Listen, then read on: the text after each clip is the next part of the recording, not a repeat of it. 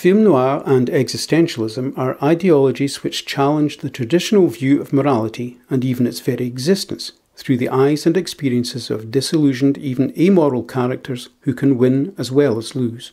They are usually associated with crime or gangster genre, but Vera Cruz takes some noir and existential concepts and applies them to the Western.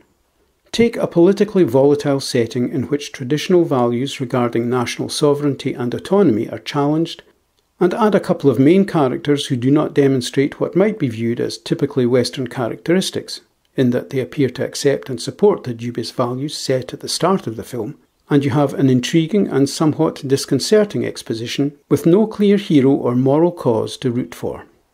A brief historical digression might be helpful at this point.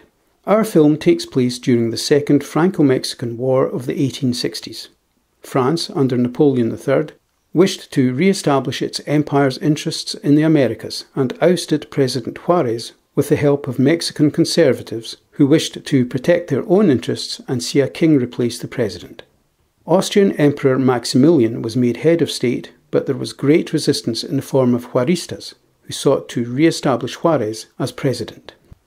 Aided and abetted by Spain and Britain, the French agenda was for purely commercial and financial gain, and, as suggested in our film, such an overtly self-serving incursion and conflict inevitably attracted mercenary adventurers, unfettered by conscience and principle, who would be willing to risk their lives in exchange for wealth, advancement and adventure. One such individual is Joe Earn, a self-centred manipulator of situations and people who professes and recognises no loyalty except to himself. Joe is charming, but, in his heart, he is quite amoral, and he has the skills and determination to bully and manipulate others for his own ends, without consideration of the consequences for those he uses.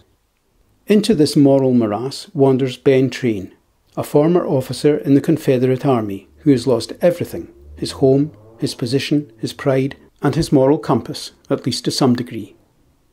He appears willing to work for Emperor Maximilian if the price is right, and he will go on to consider stealing a fortune in gold, though not simply for himself, but to help restore his family home and business. We learn then that he may be disillusioned and is dabbling in distinctly amoral activities, but there is a higher purpose to his actions.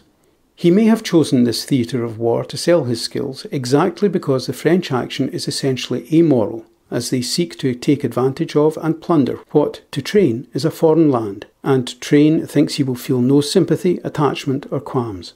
However, he discovers an empathy with the Juaristas, who, like Train, have lost their homes, their society and their freedom.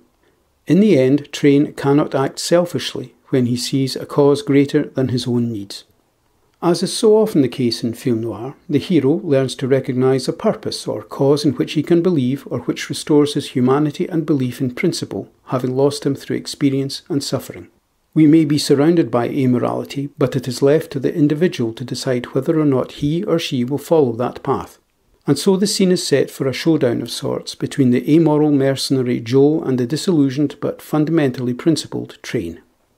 Vera Cruz may be relatively slight and obvious, but it paved the way for other more overtly challenging, insightful and perhaps even realistic portrayals of moral conflict within the Western genre. And the flag of existential confrontation was flown in such films as Ride the High Country, The Magnificent Seven, the Spaghetti Westerns and, of course, The Wild Bunch, which all owe something to the premise and style of Vera Cruz. My thanks for taking the time to watch this video. I hope you found it of some value.